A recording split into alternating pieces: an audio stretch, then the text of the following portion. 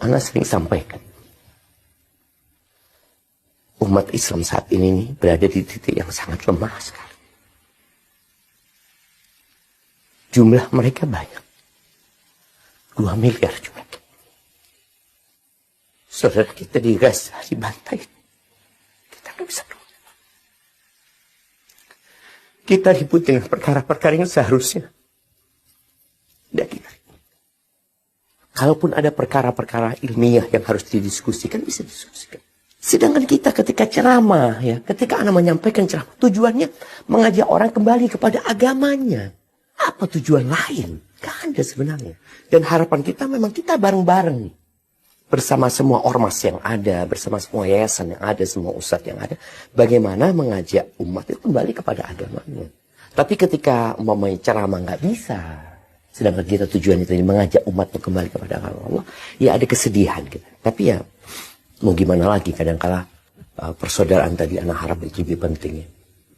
Daripada kita harus ribut, apalagi kalau terjadi baku hantam di antara saudaranya. Siapa yang ketawa? Siapa yang gembira gitu?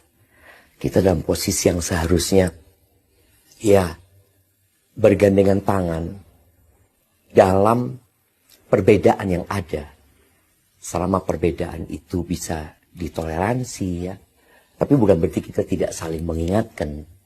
Insya Allah kita bisa mengajak umat bareng-bareng menuju kepada Allah Azza wa Jalla, menuju kepada agamanya. Ini loh agama yang Nabi SAW dulu sampaikan. Kita akan hina. Yang jelas kita semua bersaudara dalam perbedaan yang ada. Selama perbedaan itu tidak mengeluarkan orang dari Islam, ya dia saudara kita.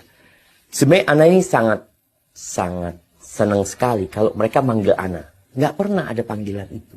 Yang ada mereka membatalkan kajian kepada penyelenggara. Penyelenggaranya yang mendapatkan surat itu.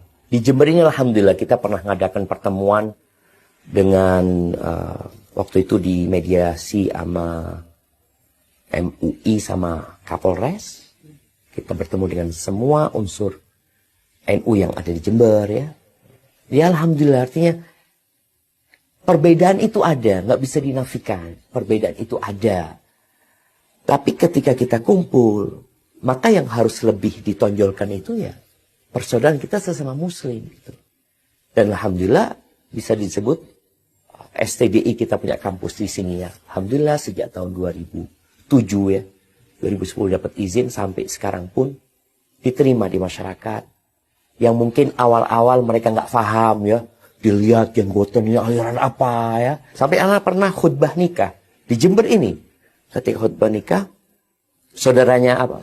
Sahabatnya ayah ngomong dia sama ayah anak, Riz kata dia. Tadi orang-orang ketika ngelihat anaknya yang ceramah, lu ini teroris tekondi. Jadi ada yang memframing ke sana sehingga orang yang nggak paham kan jadi benci. Tapi karena dianggap dia itu memiliki pemahaman yang menyimpang, dikatakan kalau sholat masjidnya dicuci, ada isu-isu yang beredar yang sebenarnya tidak benar gitu. Ketika dikonfirmasi, sebenarnya nggak ada masalah. Jadi sebenarnya kembali kepada apa sih definisi dari radikal, teroris, umpamanya. Kalau HTI mungkin jelas ya, sebuah ormas yang mungkin di Indonesia sudah dilarang. Yang jelas anak tidak ada hubungan apa-apa dengan HTI. Kalau bicara radikal dan teroris, mungkin gara-gara framing yang diberikan kepada jenggot dan cingkrang. Dan ketika Anda membaca, kenapa orang jadi radikal? Ini analisa dari orang-orang barat. Salah satunya itu karena belajar agama terlalu dalam. Akhirnya orang jadi takut belajar agama. Karena takut jadi radikal. Padahal yang jadi radikal dan teroris itu biasanya yang belajar agama sepotong-potong.